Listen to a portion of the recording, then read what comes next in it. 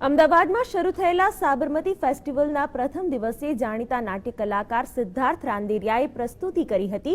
તેમણે પોતાની આગવી શૈલીમાં અમદાવાદની વિશેષતાને મંચ પર રજૂ કરી હતી। ઉપર શૂરા ચડી બેસે એ નિર્વિવાદ છે, નબળા ઉપર શૂરા ચડી બેસે એ નિર્વિવાદ છે, પણ શૂરા ઉપર નબળા ચડી બેસે એ અમદાવાદ છે।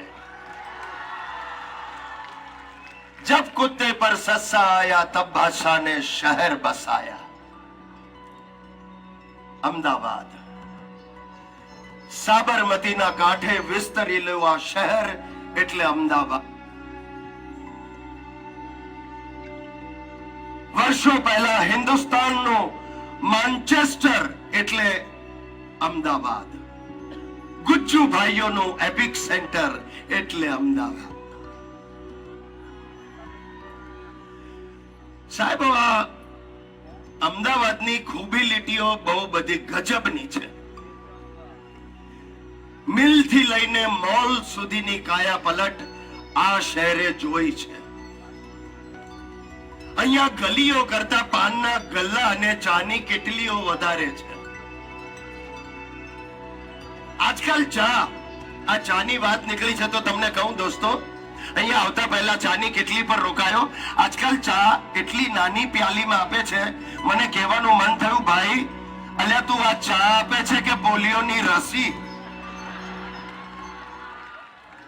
મને લાગે છે જાતે દાડે તો બોલાવીને કદાચ ચમચીમાં એક ચમચી ચા પીવડાવશે, એવા દિવસો દૂર નથી। તો આ અમદાવાદ સાહેબ, વર્ષોથી અહીંયા સફરજનો આવે છે, ખાવાના નહીં, સફરજનો એટલે સફર કરતા જનો, ટુરિસ્ટ। અને એમને માટે આ શહેર ખૂબ જ આશ્ચર્ય અને અસમંજસનું શહેર છે।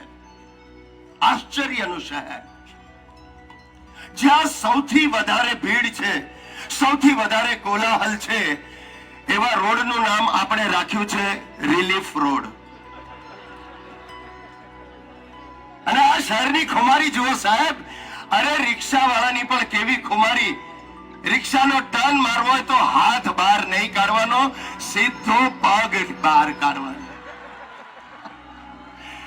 અંદર બેઠેલા પેસેન્જર ને થાય, ભાઈ તે રિક્ષા લીધી એના કરતા દીક્ષા લીધી હોત તો આપણા બંનેનું કલ્યાણ થઈ ગયું હોત। દોસ્તો, અમદાવાદીઓ આળસુ નથી, પણ બીજાઓ પાસે કામ કરાવવાની એમની પાસે આવડત છે। Peoples management. અને અહીંયાની બોલીની તો શું વાત કરું સાહેબ, એવી મીઠાશ, ભલભલો માણસ પીગળી જાય। આય ને બકા, લાય ને બકા યાર, અને તમારું કામ થઈ ગયું, સમજો સાહેબ।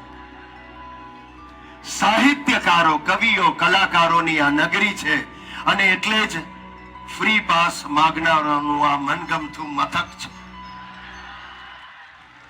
મફતમાં છે એટલે આટલા લોકો અહીં બેઠા છે। આજે મફતમાં ગાળ આપો તો એ અમદાવાદી લઈ લે।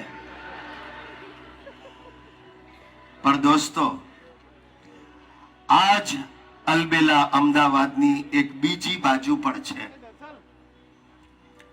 પાડોશી હિન્દુ હોય કે મુસલમાન, એકમેકના દુઃખમાં દુખી થનાર લોકો અહીંયા વસે છે।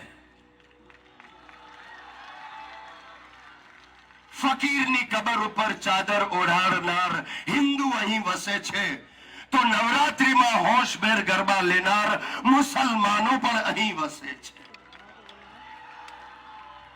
એક અડધીના 3 ભાગ કરીને પીનારા ભાઈબંધો અહીં છે, તો 100 ગ્રામ ફાફડા સાથે 100 ગ્રામ ફાફડા સાથે 250 ગ્રામ મફતની કઢી પીનારા રસિયાઓ પણ અહીં છે।